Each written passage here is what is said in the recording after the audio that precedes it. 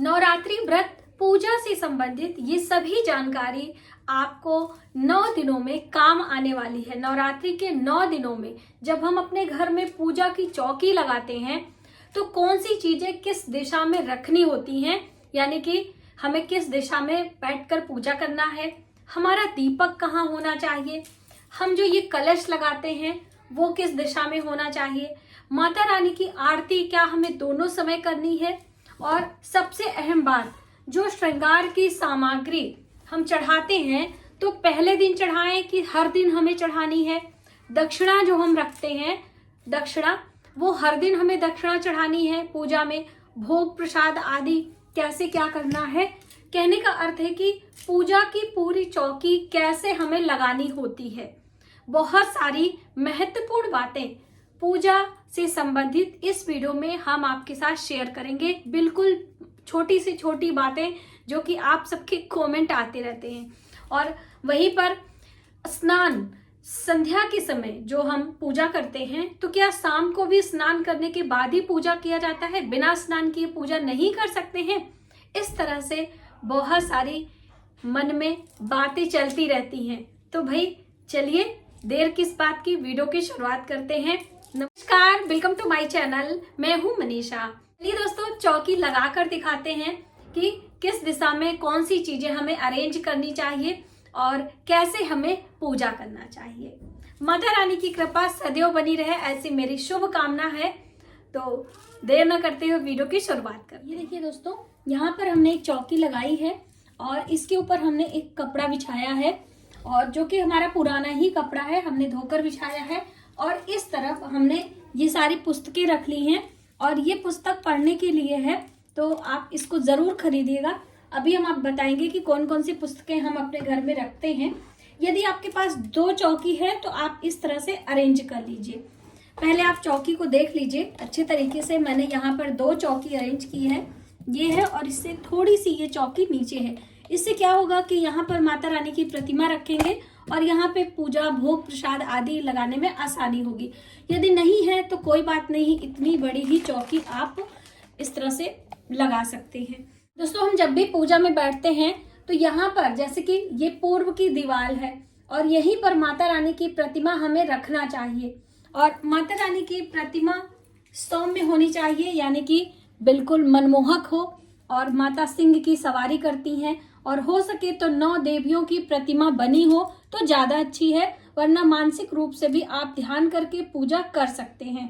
तो ये देखिए, यही वाली माता रानी की प्रतिमा हमारे घर में है और हर वर्ष हम इसी में पूजा करते हैं। तो यहाँ पर हम थोड़ा सा अनाज का आसन दे देंगे।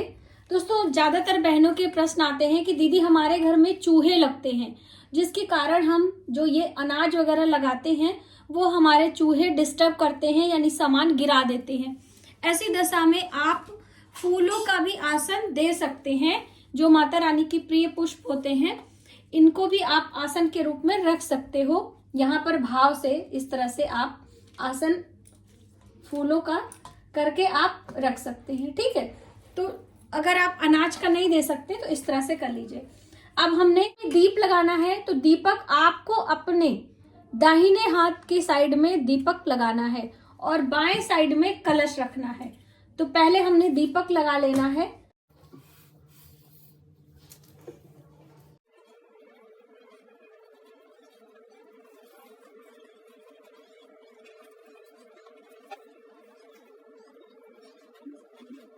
देखिए दोस्तों, इस तरह से आपको अष्टदल कमल बना लेने हैं। इसी प्रकार से यहाँ भी हम एक अष्टदल कमल बनाने वाले हैं। तो देखिए दोस्तों, दोनों तरफ हमने अष्टदल कमल बना लिए हैं। अब दाहिनी तरफ हमने ये दीप रखना है यहाँ पर, और इसमें हम डाल रहे हैं तिल का तेल। आप शुद्ध घी भी ले सकते हैं।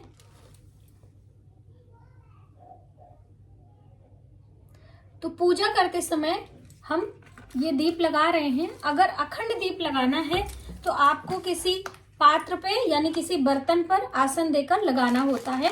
डायरेक्टली कपड़े के ऊपर आपको नहीं लगाना है। उसका रीजन क्या होता है कि मान लीजिए कभी गिर जाए, कोई बात हो जाए, तो आपके कपड़ों में आग वगैरह ना लगे। तो आप इस तरह से किसी धातु के बर्तन पर आसन देकर रखना चाहिए। दोस्तों यहाँ पर कलश रखना है, तो ये देखिए कलश के गले में एक मौली आपको बांध देना है और इसी में आपको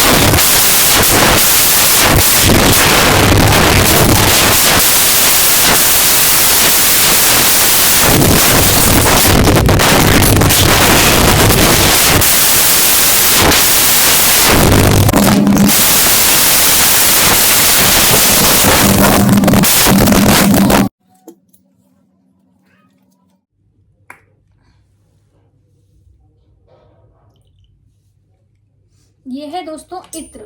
अक्सर हम आपको बताते हैं गुलाब के सुगंध का इत्र है, जो कि देवियों को बहुत ही प्रिय होता है। तो आप इत्र इस तरह से ले लें। यदि आपके पास इत्र नहीं है तो आपने गुलाब जल ले लेना है। तो गुलाब जल और इत्र अलग होता है, बहुत सारे लोग कंफ्यूज हो जाते हैं। अब इसके अंदर हमें क्या क्या डालना है आइए देख लेते हैं। तो ये है हल्दी की गांठ, ये है सुपारी, यहाँ पर चांदी का चौकोर टुकड़ा है हमारे पास। यदि आपके पास नहीं है तो आप साधारण सिक्का भी डाल सकते हैं। तो हमने ये सिक्का डालना है। और यहाँ पर ये है लौंग का जोड़ा, ये फूल वाली लौंग है, तो ये जोड़े से हम डालेंगे और एक हरी इलायची डाल देंगे। बस हम कलश के अंदर इतनी ही चीजें डालते हैं। हमने लगाने हैं पंच पल्लव, ठीक है। तो हम पल्लव में भी तिलक करेंगे। इस तरह से हल्दी से कुमकुम से तिलक आपको कर लेना है। तो आप अंदर रखने के बाद भी कर सकते हो और पहले भी कर सकते हो, कोई नियम नहीं है कि बाद में ही करें। कभी कभी पूजन के साथ में भी हम कर लेते हैं। तो बस इस तरह से यहाँ पर इन सब पल्लव को हम डालेंगे। हमारा जो ये कलश है बिल्कुल खुशबूदार, क्योंकि देवी की पूजा में खुशबू का बहुत बड़ा महत्व होता है। तो आपने पूजा में इत्र, कपूर, सुगंधित चीजें खूब इस्तेमाल किया करें, ये आपके लिए अच्छा होता है। हमने यहाँ पर पल्लव लगा दिए हैं। अब हम नारियल रखेंगे। तो नारियल रखने का तरीका हम आपको बार बार हर वीडियो में बताते हैं, जिससे कि आप सही तरीके से नारियल रखें। जब भी हम नारियल रखते हैं तो ये जो नारियल का मुख है, ये आंखें हैं और यहाँ पे मुख आपको दिखाई दे रहा है। हमारा नारियल है, ये इसमें जटा थोड़ा सा ही है। मार्केट में ऐसा भी मिलता है और पूरा जटा वाला भी मिलता है।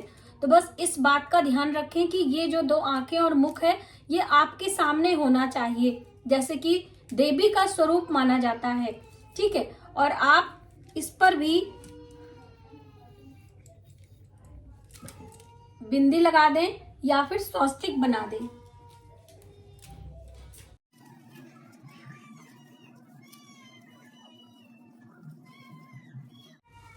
ये है चावल से भरा पात्र, तो हम इस पे रख लेंगे जिससे कि हमारे ये पल्लव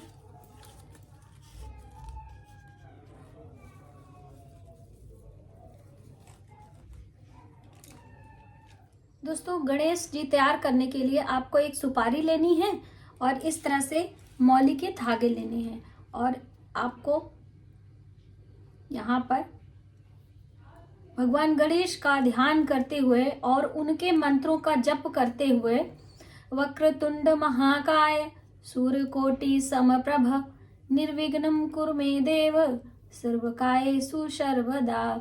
बस इस तरह से भगवान गणेश का ध्यान करते हुए आपको पूरी सुपारी को मौली से अच्छे से ढक देना है। बस भगवान गणेश तैयार हो गए हैं।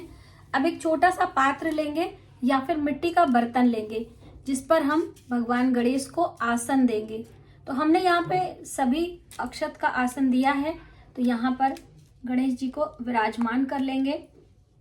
माता गौरी खुद ही हैं, आप चाहें तो हल्दी से गौरी माता भी बना सकते हैं, अक्सर हम आपको बनाकर दिखाते हैं।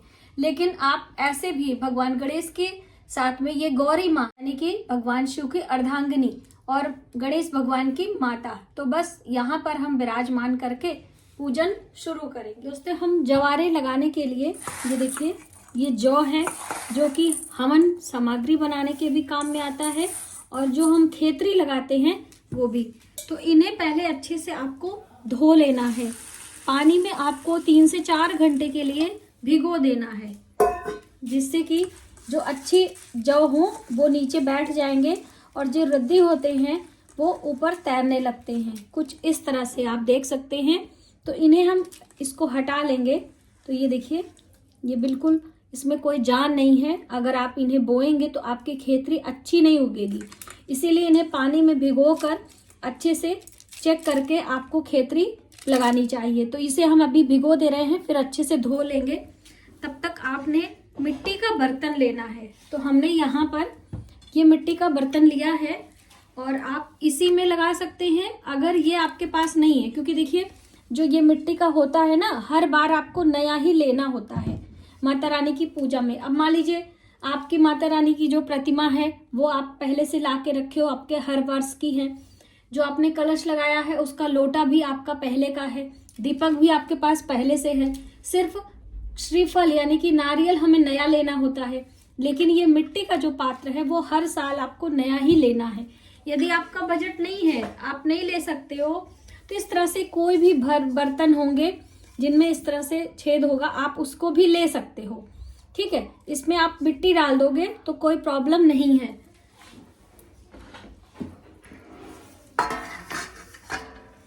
ये देखिए, ये मिट्टी है, तो इसे हम अच्छे से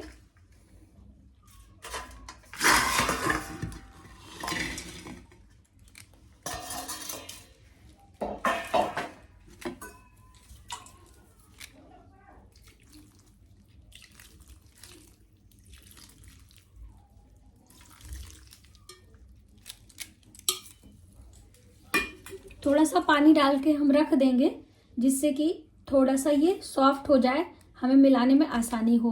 तब तक हम इसे धोकर साफ करके ले आते हैं। देखिए दोस्तों, हमने इसे धो लिया है, अब ये बिल्कुल अच्छे ही वाले हैं। ठीक है,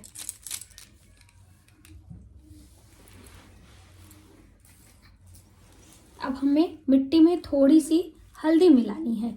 अब आप सोच रहे हैं हल्दी क्यों मिलाएंगे, क्योंकि आपने देखा होगा कभी कभी किसी की खेतरी में फंगस लग जाते हैं, मिट्टी की क्वालिटी अच्छी ना होने के कारण। और आप इसमें बालू भी ले सकते हैं। बालू आप समझते हैं कि नहीं, रेती जिसे कहते हैं, रेत जो समुद्र के किनारे होती है, घर बनाने के काम में भी आती है। तो आप उसको भी थोड़ा सा मिला सकते हैं, क्योंकि बहुत चिकनी मिट्टी होने के कारण कभी कभी हमारी खेतरी अच्छी नहीं उगती है ना। तो ये देखिए, पानी मिलाने से थोड़ा सा सॉफ्ट हो गया है।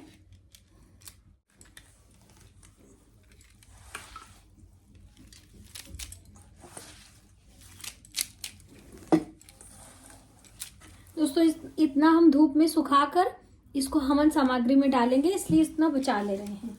और इन्हें हम हल्का हल्का बस ऊपर ही ऊपर, बहुत नीचे नहीं करना है। ठीक है,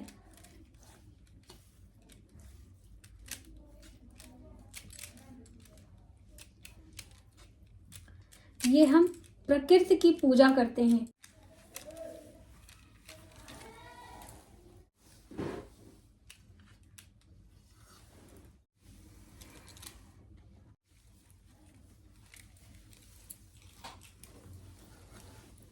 ये हमारी खेतरी रेडी हो चुकी है। आप जब भी पूजा करेंगे हल्का हल्का जल का छिड़काव इसमें आपने कर लेना है। जो बचा हुआ पूजा का जल होता है आप उसे भी छिड़क सकते हो। और यहीं पर हम खेतरी यहाँ पर रख सकते हैं। ये देखिए,